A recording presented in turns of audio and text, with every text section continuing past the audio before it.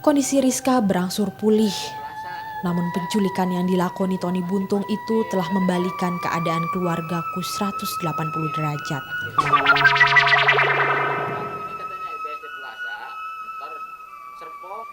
Penculikan selalu meninggalkan trauma, tak terkecuali bagi Rizka anakku.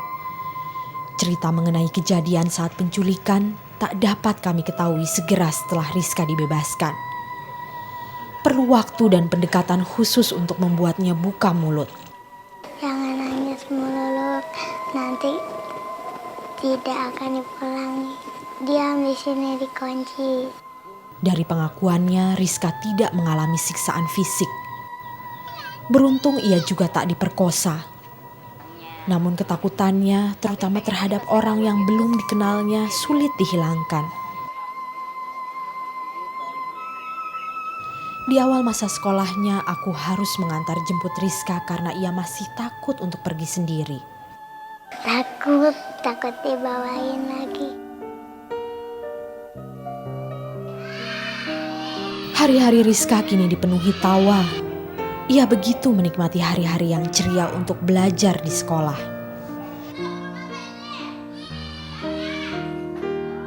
Sedikit demi sedikit, ia mulai dapat mengatasi traumanya.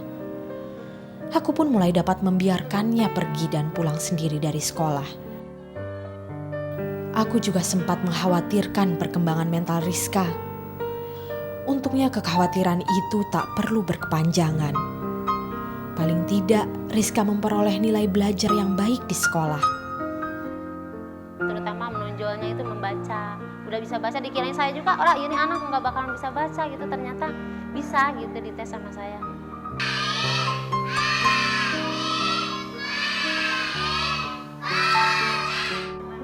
Kesopanannya itu bagus, sama temennya juga nggak suka berantem, sama guru juga hormat, nggak pernah ini. Kondisi Rizka berangsur pulih, namun penculikan yang dilakoni Tony Buntung itu telah membalikan keadaan keluargaku 180 derajat. 1 tahun berlalu, namun ekonomi keluargaku belum pulih. Rumah dan barang-barang yang kami jual demi memenuhi permintaan uang tebusan dari penculik belum dapat tergantikan. Aku, suami, dan ke-8 anakku terpaksa menumpang di rumah nenekku. Suamiku kehilangan usaha bengkelnya. Anak-anakku satu persatu terpaksa meninggalkan bangku sekolah. Ya juga dalam hati saya suka nangis itu. Soalnya anak-anak tidur masih di tanah gitu. Kalau tidur kan berantakan di mana-mana. Saya lihat kalau pulang malam jadi sedih gitu.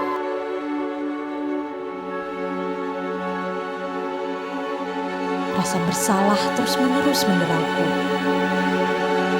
Pasalnya akulah yang mengizinkan anak-anakku pergi bersama Jeffrey sebelum penculikan itu terjadi. Mungkin karena tekanan yang demikian dahsyat, suamiku jadi sering marah-marah dan menyalahkan aku. Ya, gara-gara kamu,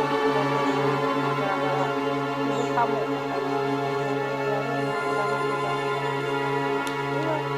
Marah-marah itu padahal sekarang tapi itu apa masalah kalau dia Semua itu aku terima dengan pasrah. Namun selalu muncul kekhawatiran dalam diriku jika kejadian serupa terulang lagi. Aku menjaga Rizka demikian ketat. Aku takut kehilangan lagi. Semua perasaan itu membuatku tersiksa. Ingin rasanya aku bekerja kembali menjadi TKW seperti yang pernah kulakukan tahun 1990. Aku hanya ingin membantu suamiku membangun kembali ekonomi keluarga yang telah hancur berantakan ini.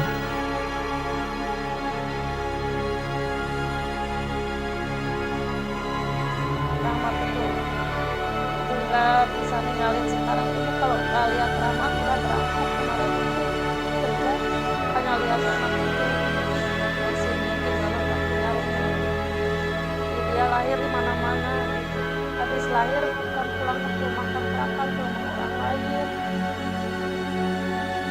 Perlahan kami mulai membangun rumah sejak 2 bulan lalu. Rumah sederhana yang hingga kini belum selesai pembangunannya karena terhambat masalah dana. Sebagai ibu tentu hatiku perih melihat kondisi ini. Bagaimana aku dapat mempersiapkan masa depan yang cerah bagi anak-anakku?